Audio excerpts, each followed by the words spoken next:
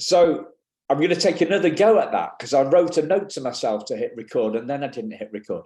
So welcome everybody. Welcome listeners if you're listening to on a replay. So today we're going to be looking at loving ourselves, and I'm going to run through 7 different areas that I think have stopped me loving me, right? And I'm going to knit in a few other people's and some other people's barriers as well. So anything that's barriered, and anything there's a barrier, an obstacle, a hindrance, something that's got in the way of me loving myself. And as I go through each of the barriers, I'm going to look at the flip side of that, barrier. So how can we? What's the opposite? What's the enabler? What's the thing that helps us love ourselves? And so I'm going to start with number 1, the biggest one, and it's the belief that I'm not good enough. Okay, so this is in one word, in one feeling. This is shame. Okay, and did a podcast with my good friend Vin down in Australia did this a couple of weeks ago, released it this week, and we looked at the question, something that occurred to me when I was in the swimming pool. How does that anguish of separation from our birth mother, how does that visceral feeling, how does that turn into a belief that we're not good enough? There's no logic to a feeling becoming a thought, or maybe there is, right? So that's kind of, I would encourage you to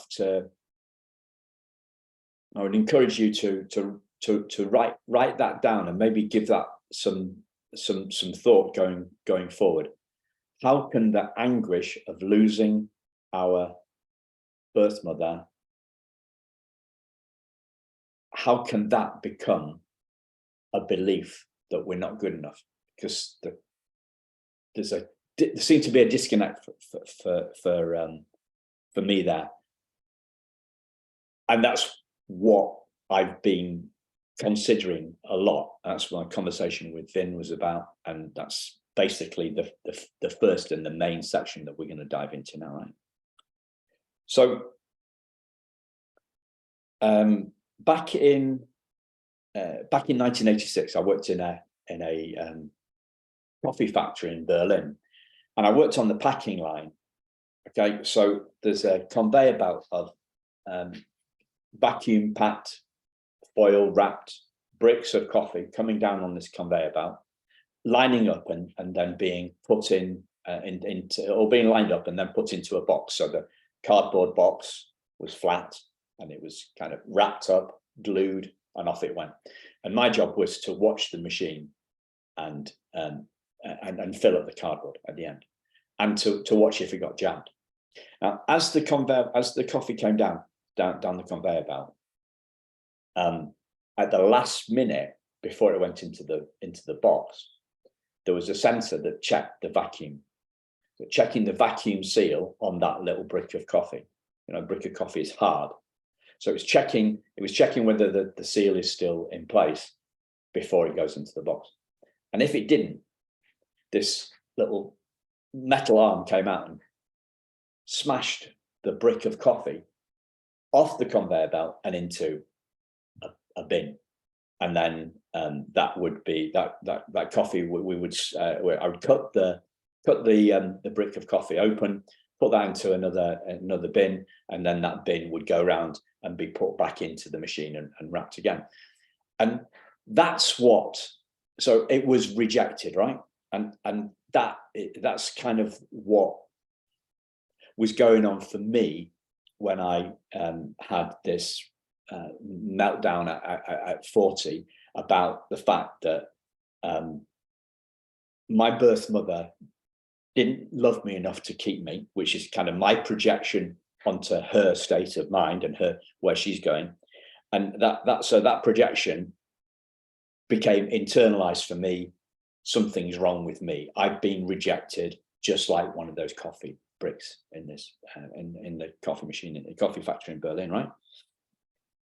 And then so this hit me about 40, and then I looking back on my life, I can see how shame, not believing that I'm not good enough, feeling that I'm not good enough, it kind of grew over the years. So if I go back to my first kind of shameful moment, it was actually when I was about 7.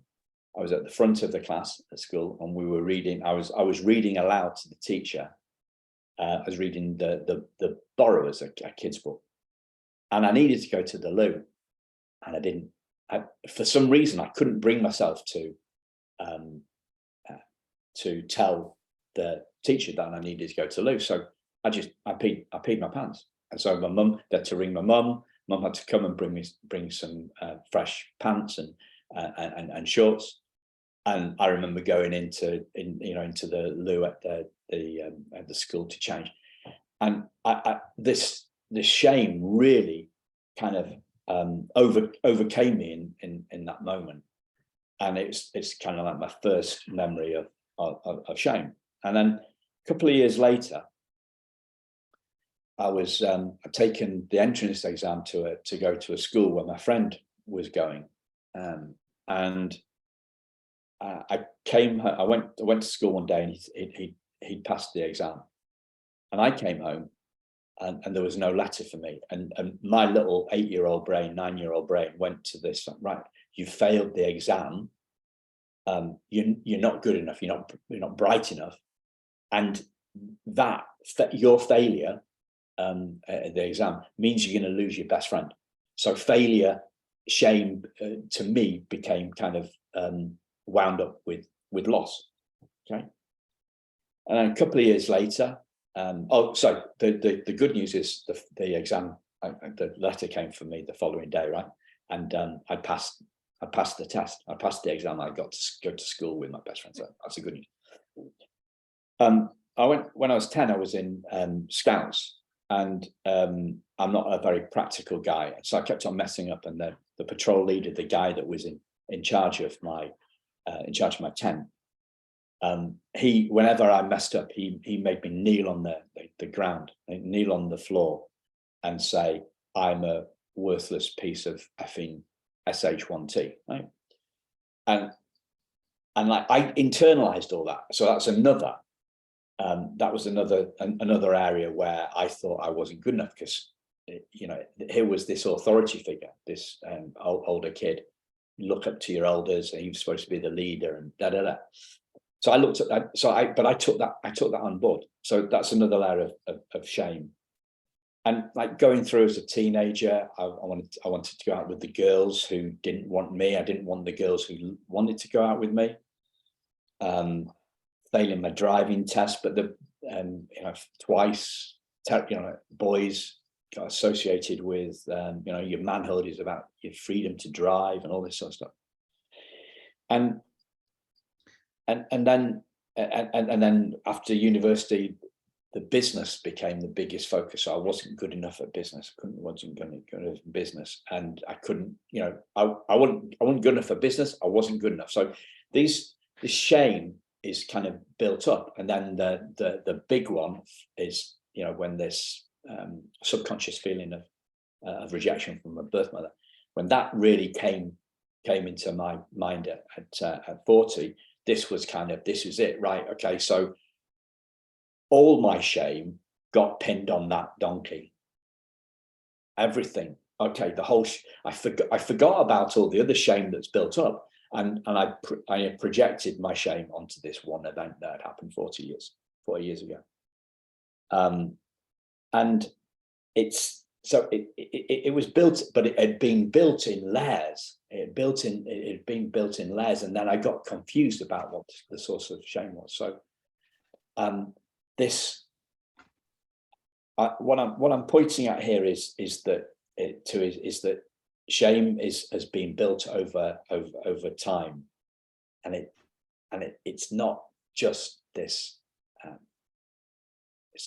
adoption thing, right? It's the other stuff that's happened to us in our lives. A lot of people talk about this and bullying and stuff. Bullied is the big one, and some of you have heard my metaphor of the diamond. Well, the fact that I talk about adoption trauma being like that. So when my adoption trauma came out of my subconscious into the conscious, when I became aware that I had these deep feelings of being not good enough, and my birth mother didn't love me enough to keep me, it came out as a volcanic eruption of anger. Right? So I describe this as the fist is my metaphor for the trauma, and the trauma that trauma hides. It hides something within it inside that clenched fist, but the clenched fist, our fists are naturally, our hands' natural position is open. So as we open back, as I pull back, unthaw my fingers, it reveals a glass diamond, not a real diamond. This is people have heard me say this. This is a £9 diamond from Amazon. I've got the bigger one here that I borrowed on permanent loan from my mum. But you know, this diamond represents the perfection that who we are. I mean, there's every metaphor has its limitation. This diamond has a value, but our value, seeing our value as individuals, as adoptees, seeing our value as priceless, being able to see ourselves as priceless is the counterpoint to this shame thing, right? So it's a seeing thing, it's not a doing thing. Now, the original metaphor, the original diamond metaphor, my inspiration for the diamond metaphor came from a mentor of mine, a guy called Michael Neal, and he says a diamond, but his diamond is covered in a load of horse manure, horse SH1T, right? And that's perhaps a better metaphor for shame.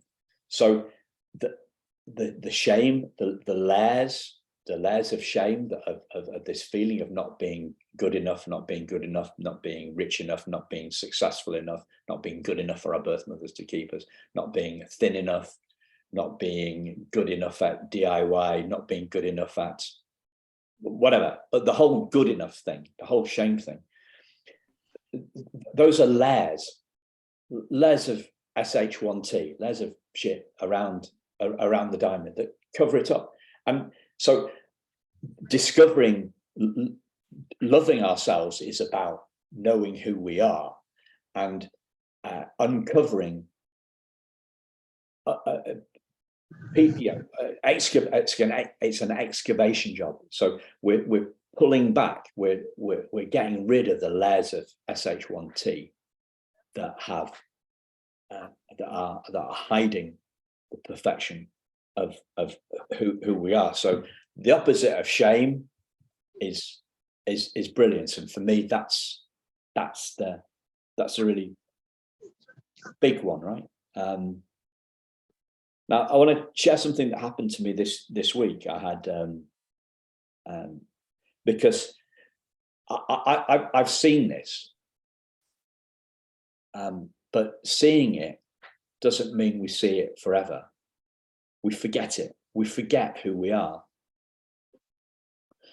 And I had a complete meltdown on Monday for a few hours, and I was talking to my mentor the following day, and it became clear that what had been challenged was my very idea of myself as not good enough, again, as being a good guy, a guy doing meaningful work in the adoptee community, because I'd inadvertently upset somebody, right?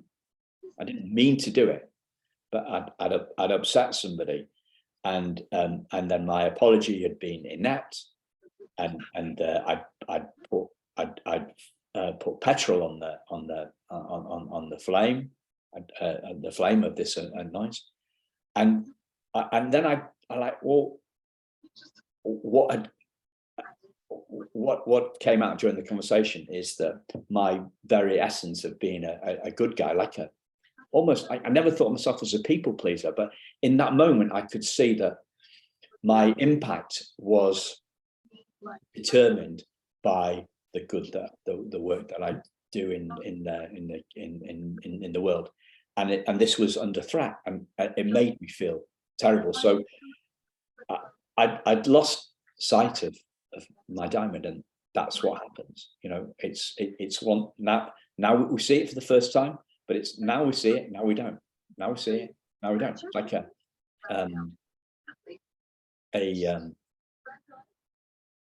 it's like one of those magic shows, kids' magic shows. Now you see it, now you don't. So number one thing that stops us loving ourselves, believing that we're not good enough, or in one word, shame. Okay.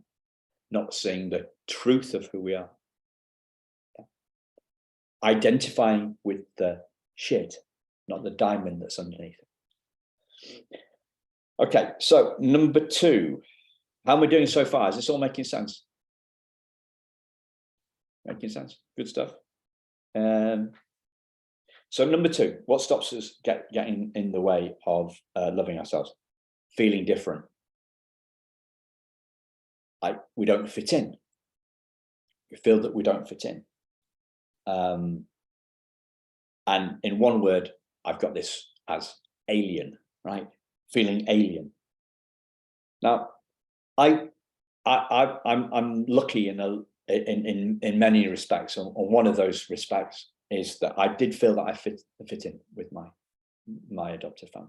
I was adopted at 5 weeks old. I don't have no conscious memory of life before that, and I know that some people are on the lucky, have been as lucky as me, and other people have been less lucky, and have felt that there was something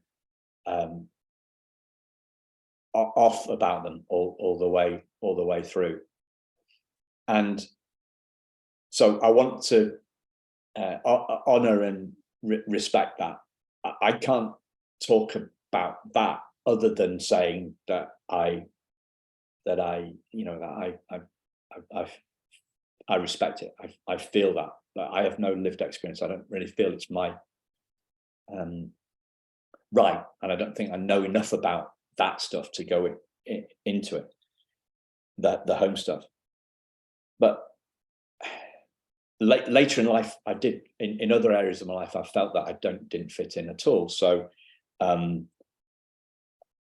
when I was at, I was like this school scouts, when I told you about being bullied. So there was the bullying from the patrol leader, who made me kneel on the ground, say I'm a worthless piece of SH1T. But there were also the other kids in my tent. They took the mickey out of me because I didn't drink tea. I still drank orange squash. I was 10. I drank orange squash at school, at home. I went to a different school, so they took the mickey out of me for going to this posh school, and again at university. So I went to. So here in the UK, we have state schools where it's free, paid for by the government, and then we have private schools where you pay to go. And some of those schools are boarding schools. So you go, you leave home and you go and live in the school. So like where Boris Johnson went, Eton, the posh schools, really posh schools, you go away and you live in the school. I went to a private day school. At university, there seemed to be only kids from the comprehensive schools, the state schools, or the boarding schools. I didn't fit in with either of them. everybody, all the kids in my hall of residence, where we lived, the dormitories, whatever, they were all like kids. Their kids were, their parents were teachers, and none of their parents had their own business like mum and dad, and I didn't feel I fitted in there. And also as a kid, like I remember going to I was in a playground one day. I was about 12, and I had this T-shirt on with the name of my school, and it was different from where this other kid went, and he just came and punched me in the face just because I went to a different school. We used to get, me and another lad that went to the same school as me, I remember getting attacked by about 8 kids that went to a different school. Like I felt different, and there was a danger. There's a danger in being different, And then I didn't know any other fellow. I didn't know any fellow adoptees. I remember meeting one when I was about 20, and it was like the first, other than my little sister, she was the first person that I'd ever spoken to. I think, like, you're feeling different, and different's not a good thing, right? Everybody wants to fit in. The fashion, the whole idea is, you got to stay in with the, you got to fit in with the gang, and this is all kind of, it goes deep in our reptilian brain. When we're watching a nature documentary, and you see there's a pack of, I don't know, like a pack of gazelle, right? A group of gazelle, and you've got the lions there, and the lions are waiting for the gazelle. They're looking for the weak gazelle to hang behind, and the lions are going to pounce, and that's that gazelle that's on their own is the one that's going to be killed. So me and my mate Rob walking through Wetherby, getting jumped on by these 8 kids, like feeling different. Different is dangerous. Different is dangerous. We want to fit in. Our brains, our mammalian brains, reptilian brains, I'm not sure which one it is, they're wired for survival, and we want to fit in. And as adoptees, we clearly don't fit in. I was talking about the stats here in the UK. Last year, there was only we got 70 million people. There are about 600,000 1-year-olds, 600,000 2-year-olds, 600 3-year. Only 3,000 kids were adopted last year. So 600,000 1-year-olds, 3,000 kids adopted. So our brains are saying different. And I just want to, so we all feel different. I want to refer to a transracial adoptee called Lucy Sheen that came on the podcast.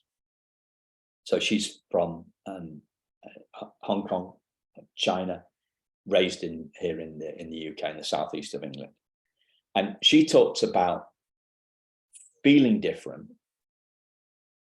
and then looking different, and then being treated differently by white people in the area that she was growing up, not being treated differently by her parents, but being treated differently. So the kind of the difference grows, if you like, the difference expands. So if we're feeling different as a white guy raised by white parents, but then the evidence, what Lucy talked about was like she had incontrovertible evidence, because it wasn't just feeling different, it was looking different. It wasn't just feeling different and looking different, it was feeling different, looking different, and being treated differently. And this all led to this sense of otherness, or being othered, and at danger for that. So that's the second one, feeling different. So what's the shift? What's the shift? Is that on one level, okay, it's realizing that everybody feels different. Everyone feels different. People I've done most of my healing consciousness work, or all of it really, outside of the adoption community. And all of them feel different as well. They're not adopted. Non-adopted people feel different too. And this comes down to the fact that, like some adoptees saying, well, non-adopted people can't understand us as adoptees. Well, so if they can't understand us, what makes us think that we can understand them? This feeling different thing, this feeling different thing is a human thing. We all feel different. We all feel othered. We might feel othered because we've got, I don't know, what would we feel different othered about? Oh yeah, I'm the middle child. I'm different because I've got blonde hair and my brothers have got. I'm being othered at school because I've got red hair, or I've been picked on because I've got I don't know, I wear glasses. Everybody feels different, and we've all got a reason for feeling different. So the realization here, that the counterpoint of feeling different is that everybody feels different, and then another counterpoint is that we're all the same. This idea, the French philosopher who says we're not human beings having a spiritual experience, we're one spiritual being having 7 billion different human experiences. So one being, as in no difference, all the same, but our experience is different. So we're separating out who we are through our to our experience of life. It's pretty deep stuff. I'm going to move on because this is it may seem a little bit philosophical, a bit deeper. So the next one, the next thing that keeps us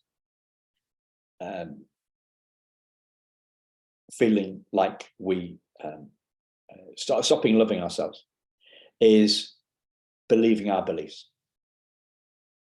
Believing our beliefs. Our mind is set. Our mind is set. Okay. So as we grow up, we have a bouncer on our brain, right? A doorman. You get outside of a nightclub.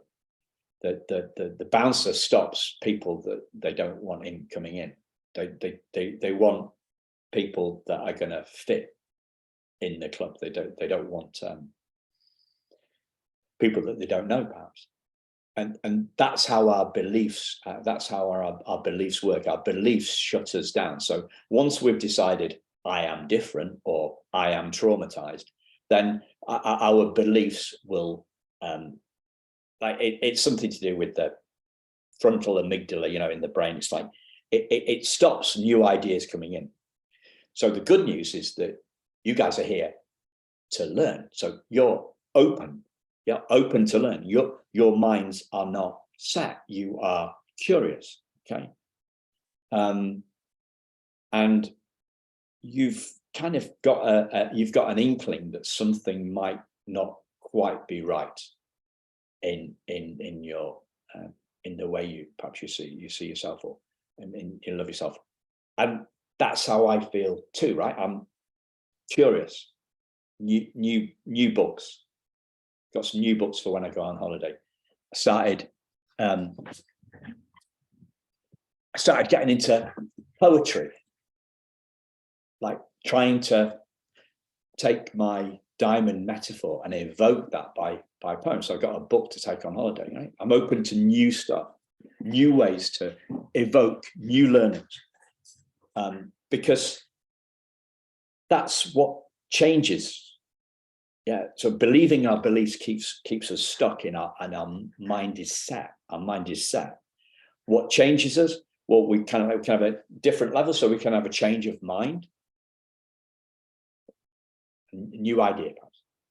A change of heart when we get something a bit deeper, or a change of our reality. So change happens at 3 different levels: in our heads, in our hearts or in our guts, in our whole bodies, like an experience. So not just thinking something, but having a felt experience. And that kind of loosens stuff up. So at this time of year, me and my wife have porridge for breakfast, right? Sometimes we overcook the porridge. You've got to put a bit more milk in it to loosen it up, otherwise it becomes too stodgy. So what you're doing today is you're here pouring a bit more milk on your porridge, which will loosen up your thinking. So you might have a change of mind, you might have a change of heart, or you might have a whole new different reality. And like I've had those whole different realities. Well, I'm wide open for insights. I'm listening. I'm listening for insights. I've got my eyes wide open. I want my eyes to be opened. I want eye-popping insights. That's what I'm looking for, new stuff. So it's we're about halfway through. So I thought I promised a comfort break last time. I'm going to let's have if people want to take a comfort break, let's have a couple of minutes break. If you don't want to have a comfort break, you want to ask me some questions on what we're doing so far, that's great as well. So let's have a look at the chat, see if there's any questions there. Just some statements. Does anybody want to ask any questions on the chat or on the call? Yeah.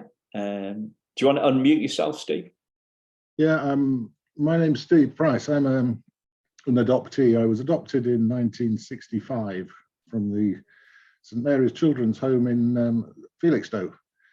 And I grew up in Leeds with school teachers as my adoptive parents. I had a lot of the issues that adoptees experience, but particularly infant trauma, abandonment trauma, rejection trauma. And that all came to a bit of a head, and I got some therapy in York, which impressed me so much that I became a therapist myself. Brilliant. I've now got a sort of protocol strategy that helps adoptees overcome abandonment trauma, narcissistic abuse, which adoptees very often suffer from because of their vulnerabilities. And I use deep soul recovery, inner child work, and polyvagal nerve theory with self-havening. And people report it's life-changing benefits. Cool. So, why didn't you come on the podcast and come on the podcast and talk about it? Yeah, and then we can. I thought I'd come on because I can offer release, and a sense of wholeness and belonging for people who've possibly lived with this trauma all their lives. It's life-changing stuff. Brilliant. If I could, can I put a link to my practice in the chat? Is that okay with you, Simon? Yeah, sure. I'm not a shrink. I've not met. No, I'm not a shrink either. I'm an adoptee and hypnotherapist, and I've developed the tools and techniques to assist adoptees recover from the pain, the shame, the guilt, the anger, and the sense of injustice and all of that goes along with this phenomenon of adoption. Okay. So I'm just going to answer Mary Ellen's. I love that, Simon. A bit of philosophy to get us unstuck from our way of thinking of ourselves. Yes, totally. That's it. Yeah, a bit of philosophy to get us unstuck. It's new ideas, right? It's hanging out in space for an insight, an epiphany, epiphanet, whatever you want to, whatever you want to call them. That's what we're doing. There's no such thing as a second-hand epiphany, right? So I can't. If I could, I said this last time, on the webinar. If I could package up this epiphanies and send it to you on email or even snail mail, and then I would do it. But there's no such thing as like, we have to have the insights for ourselves. New ideas. It's openness. It's curiosity. It's hanging out at the bus stop for insights. So, yeah. Are there any more questions, just in case anybody else is still off at comfort back? Any more questions?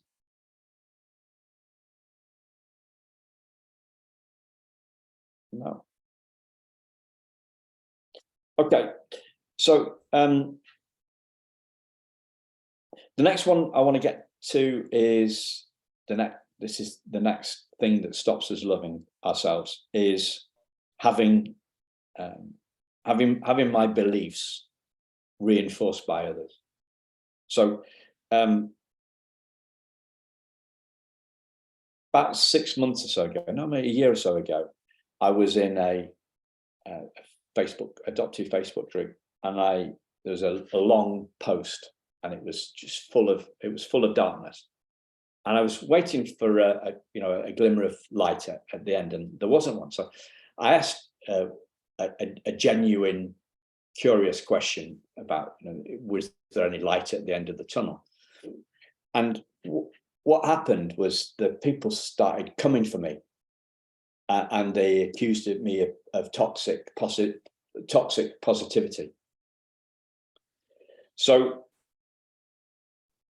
I just asked a question. That's all I'd done. I'd asked a question, but the question had clearly been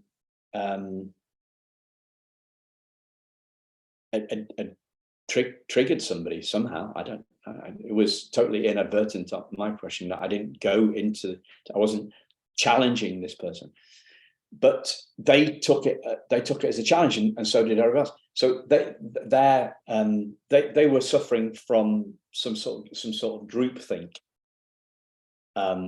Birds of a feather flock together, and they were in a certain space, and they were all reinforcing one another.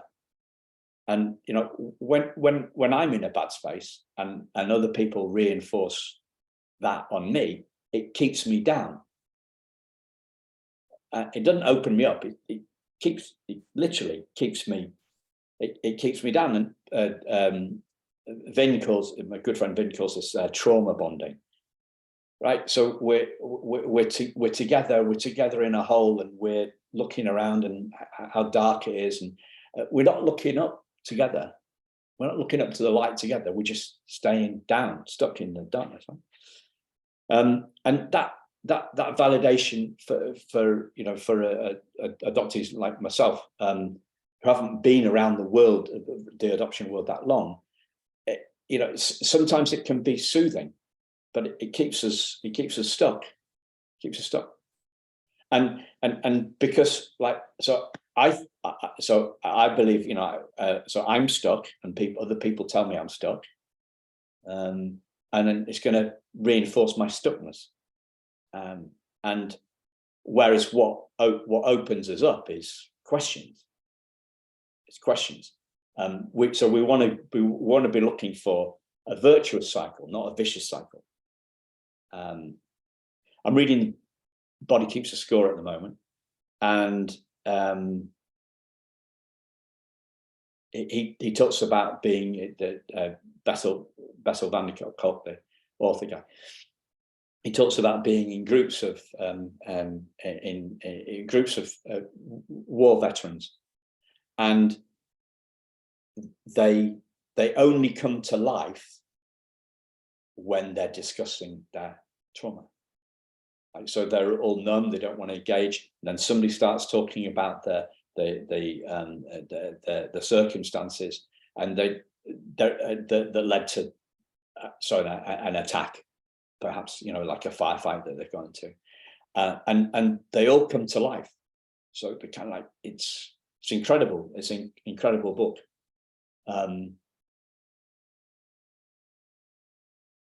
And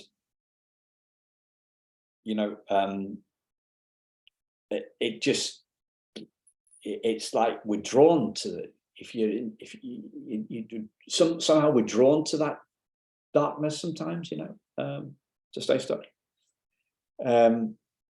So we've got this, the opposite of trauma bonding is healing bonding. Hopefully that's what we're doing today, right? We're healing bonding. We're in a healing space. We are sharing some of the stuff that helps us heal, helps us love ourselves. The next thing that keeps us stuck is owning our thoughts and feelings. So the idea that came to me about this is it's like a kid saying, my toy. So this is my toy. This is my feeling, and then this is my trauma. This is me, and we become kind of possessive of it, and it starts to define who we are when we've picked up these ideas, what the psychologists would call the conditioning. We've picked up these ideas from around the world. I picked up the idea from Dave, the patrol leader, that I wasn't good enough, that I was a useless piece of fucking shit. I picked that up from him, and it had become mine. Well, it's never mine, it was his. But I didn't have the filter. I didn't, I respected the authority figure, however nasty the guy was to me, nasty piece of work to me. And so, and from owning our thoughts and feelings, which we've only ever picked up, and then we will start to feel guilty about what we've picked up. And then the next thing that comes in is we start to identify with our thoughts and feelings. So we think that we are our thoughts and feelings. We think that's who we are. We are that voice in our head telling us that we are unlovable. And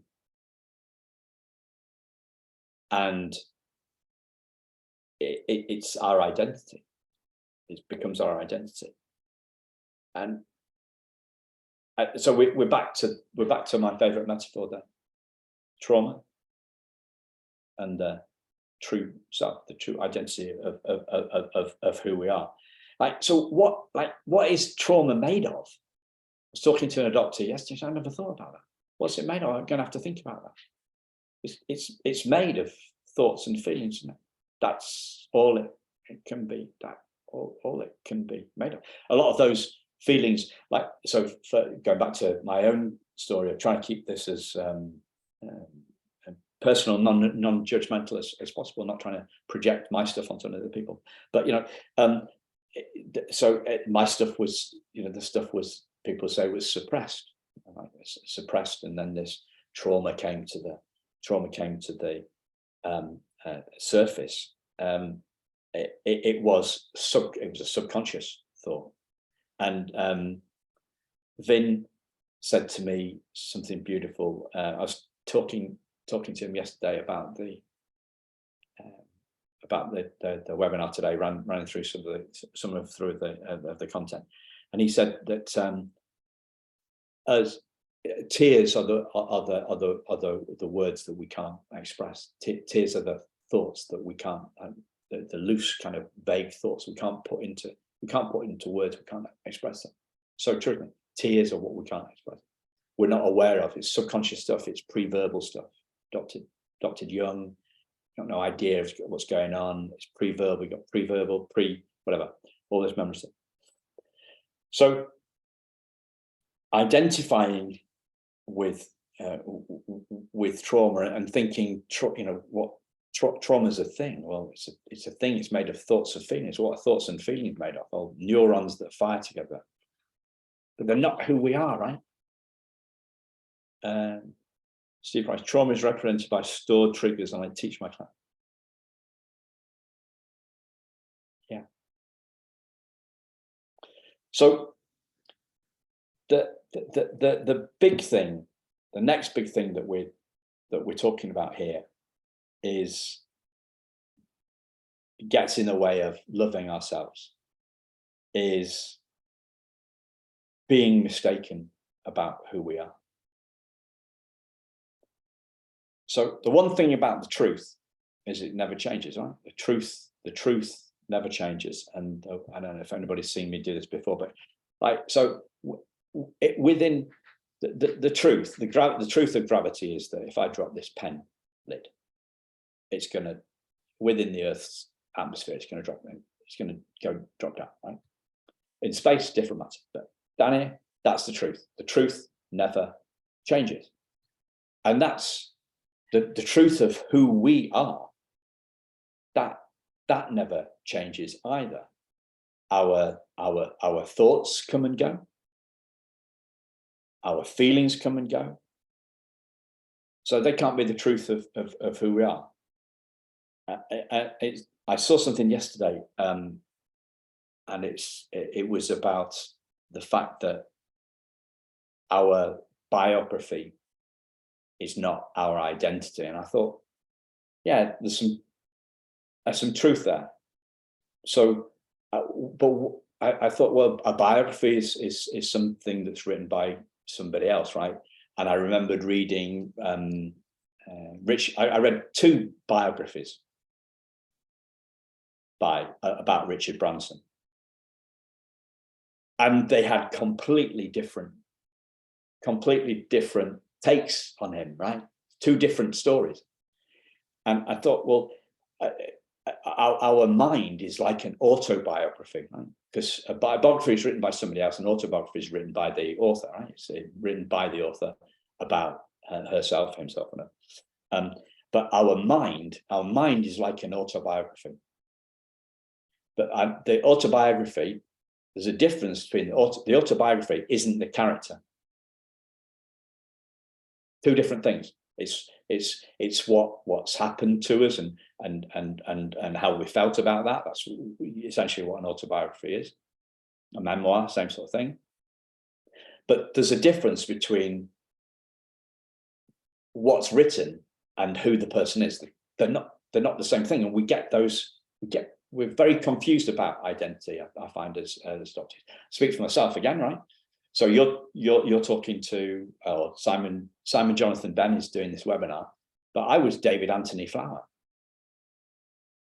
I was David Anthony Flower, and for a while, and then so I've had 2 names. The truth never changes. I can't be my name.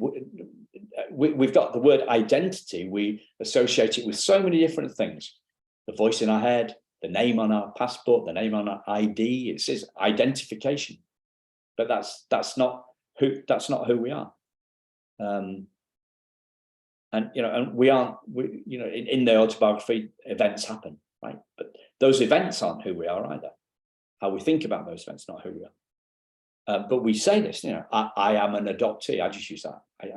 Today I just use that as shorthand, but it becomes I am an adoptee. Or I used to say I was adopted, or I am adopted. So one's an adjective, one is something. It's like confusion, and being mistaken about who we truly are. And we're back again to my favorite metaphor for who we truly are. This diamond, this perfection. And so what's another way of looking at this? So I've talked before about the spiritual being having the human experience, that spiritual being, and a lot of the adoptees that come on the podcast, I get the sense that their healing is far more spiritual than it is psychological.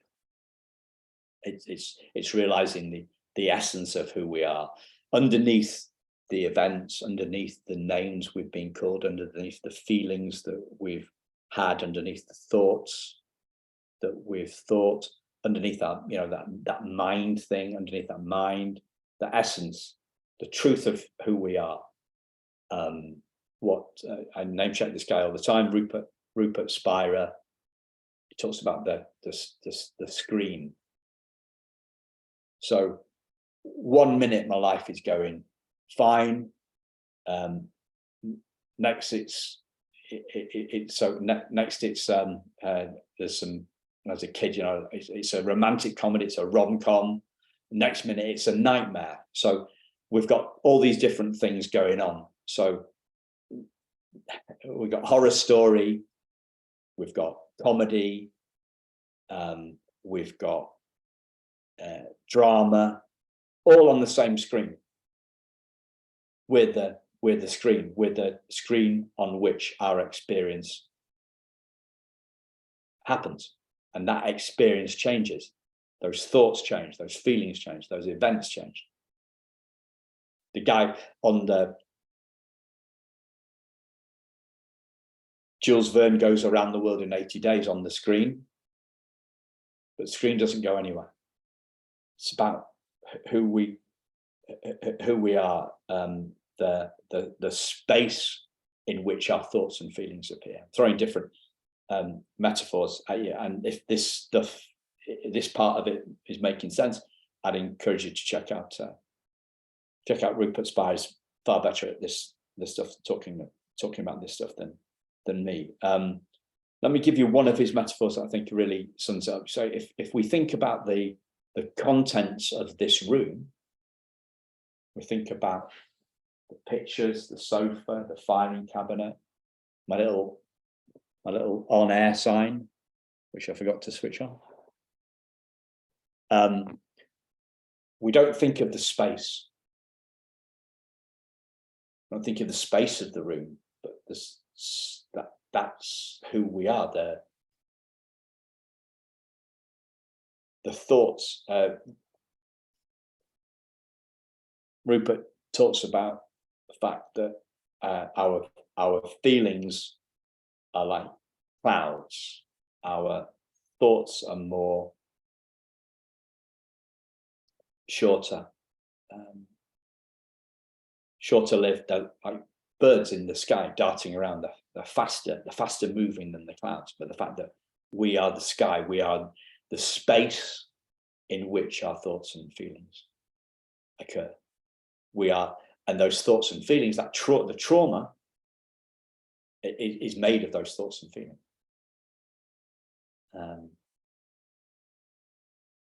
And with the space and the universe, the one song, right? That's kind of what I mean about spiritual. Some people call it consciousness. Rupert hates the word spiritual teacher because spiritual is so loaded with religion. So I'm going to sum up in 6 phrases the things that help us love ourselves. Number 1, has helped me love myself. Seeing I'm perfect with my imperfections, perfect exactly as I am. Feeling I'm one, I'm the one, I'm part of the one, the one spiritual being, having the human experience. And we are all one. We all feel that we're different, but we're all one. That's what we've got in common, right? We all feel that we're different. Nobody understands me. Third one, disbelieving my beliefs about all this stuff. Fourth one, seeing other beliefs and not letting those land on me. Fifth one, disowning my thoughts and feelings. So putting some separation, realizing that they're not mine, not my fault. It's not my fault I was angry. They're not my thoughts, they're not my feelings. And the last one is identifying with who I truly am. Wow, I got I finished it within 2 minutes. 2 minutes to go. So, would anybody like to ask any questions? I've covered a lot of ground here tonight.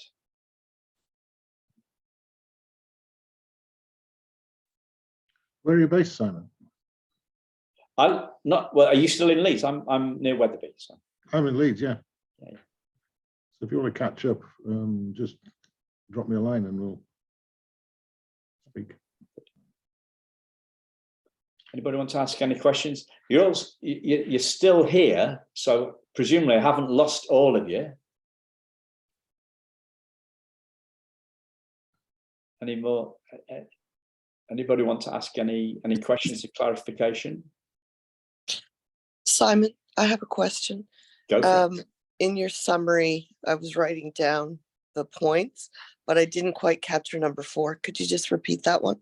Number 4 was seeing through other people's beliefs. Okay, I thought seeing through other people's beliefs. So it's their projections. It's we're all at a different space. We've all got different beliefs, and seeing that. I think seeing through their beliefs. Yeah, seeing that they're not their beliefs are a reflection. Right. How they act is a reflection of what they're believing. Yeah. Okay. It's important to remember that the voice in your head is not your voice. It's the voice of the people that raised you. Yes. And you can let that go. And you can let that go and enjoy the peace of not having that voice constantly chattering away, beating you up. Because as long as that voice is chattering away, of course, it blocks access to your true self. Yeah. And when you say the people that raised you, you're talking like deep, like culturally as well as the immediate. Yeah. That's right. Yeah. Okay. Thank you. Thanks So so much for hosting this. You can safely ignore the chit chat that goes on between bits. Well, sometimes it's pretty fun, it's fascinating, but I hear what you're saying. I like the disbelieving my beliefs. It's like, whoa, yeah, for sure. Well, you think they're your beliefs, but very often they're your parents' belief. Yeah, conditioning. That's it. Sum it up. Yeah, and programming. Disowning. That's what I meant by disowning. Yeah. I said, good point, actually. I said disowning my thoughts and feelings. I guess I should have said disowning my thoughts, feelings, and my beliefs. Yeah, and by my beliefs, I've actually owned them as well. So if you're going to be pedantic, I used to be in publishing, so that's something that would be, like pedantic. Well, you said you're disowning, and then they said they're yours. Yeah, how do you exactly want to say that? Yeah, I work in the content business. I'm a ghostwriter, actually. So I thank you so much for hosting these. Very, very helpful. You're welcome. I want to just say something that I found really helpful back on the back of what Steve said, right? Mm-hmm. So I used to try and silence the voice in my head. Me personally, right, I found it a lot easier to ignore the voice in my head. It's two different things. If you're ignoring it, so a mentor of mine says, what we resist persists. The civil war continues because we've got, I guess, like it's if you're going to a religious metaphor, you go left, devil on your left shoulder, God on your right, whatever it is, and they're fighting in the head, right? So that's what it was like for me, trying to silence the voice in my head. It just escalated the war, right? But it's easier to just fly a white flag of peace and just say, yeah, I'm gonna ignore you. It becomes an opinion. This is another from the same guy called Richard Wilkins. The voice in my head is an opinion that I no longer value. Yeah, that's cool. But a lot of people out there will tell you that you can silence. Sorry, that they can silence the voice in the head. I haven't been able to do that. Yeah, they must be, yeah, either just frozen or lying. Yeah. I think, I'm sorry. or they've got some ninja trick. I would Right. say, I would say that as I have ignored it, it has got quieter. Mm. Yeah, I guess you know, it probably took into my mid-20s before I even heard it. Like I was just that much burying it. I just was almost like a little robot, just people-pleasing robot, perfectly conditioned to make everybody else happy. And not that I want to get into my stuff because I know we're at the end of our time, but now I find I'm in a place where I just kind of sometimes have dialogue with it, or journal with it, and ignore it a lot of the times. I'm like, oh, okay, that's what you think. All right, got it. All right. And then just carry on with whatever seems to make sense in the moment, Yeah. We all find our way, and it's great Right. to have these options, right? So we can find what works for us. So Yeah. that what you just shared, Mhm. like what you just shared, that might work better for somebody else that's here than what I shared. So that's great. Yeah. Like, the whole with the Thriving Adoptees podcast, like I've just got my view, but Yeah. I'm always trying to get curious about what the fellow adoptee on the show, what's helped them heal, because what's helped them heal might help a listener more than what has helped me. So it's trying to bring in as many different people with as many different options to so that we all it helps us all along our healing journeys. Yeah. Cool. In fact, the voice in my head has been saying pretty much all the way along through the last hour that this isn't as good as your last webinar, so. Because it's newer stuff. Actually, it's a newer the stuff that I was talked about last the stuff that I talked about last time. I'm just more familiar with talking about it. I've tried the concepts more. I've never set it out in a more kind of psychological way, looking at beliefs and mind and things like that. So it's just new, but so maybe it wasn't as good as the last time. Who knows? Anybody here like to give an opinion, whether hopefully a bit more tangible this time? Anybody who'd like to that was here last time want to give an opinion on it? I'm open to that. Lynn? Yeah. No. Okay. So any questions, guys? Any thoughts? Yeah, if anybody wants to get in touch and have a go at some clinical hypnotherapy, feel free to hit my website, and I'll mention that you've been to this meeting, and I'll show you how it's done. And that's free, because there's free resources on my website as well. If you decide that you want to try some sessions, there's a low-cost package on the front page. So you don't have to suffer. Cool. Thank you for your thanks. I appreciate you all showing up, and have a great. I don't know if anybody has ever had an email from me on a Friday, but I love saying it for some strange reason. It's a really weird thing. Have a fabulous Friday and a wonderful weekend. And it sounds really cheesy.